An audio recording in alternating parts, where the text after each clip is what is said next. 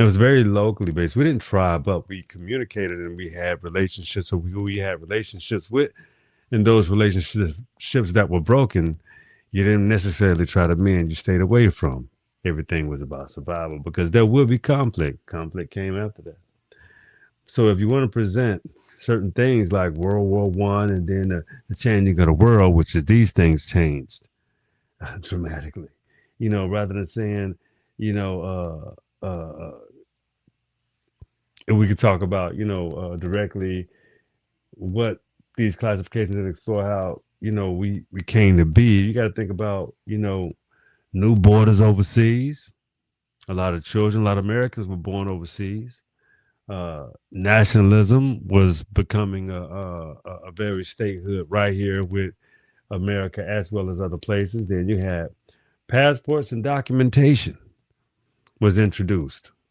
You know what I'm saying? And government bureaucracies around the world, and what nations to feed and what nations would not, and what nations to say who we wanted to have those type of relationships where you can have those. All of this is ending.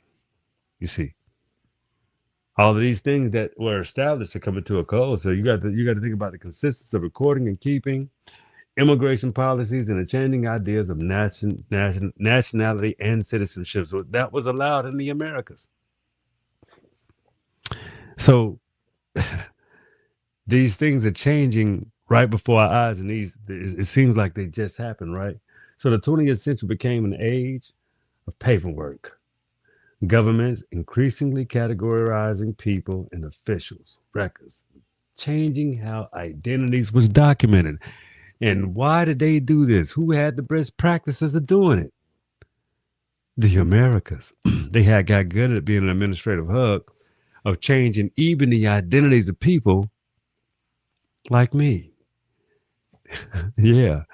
How can you ever specifically say a European is an American first when they're first a European by even the complexion of their skin? Now, that's not negatively speaking about there are no white Americans. Yeah, they apparently are. There are white Americans. Okay, but you have to understand the mindset, the critique, and what their mindset was set out to do by replacing people that were already here. And you have to understand those stories were not real.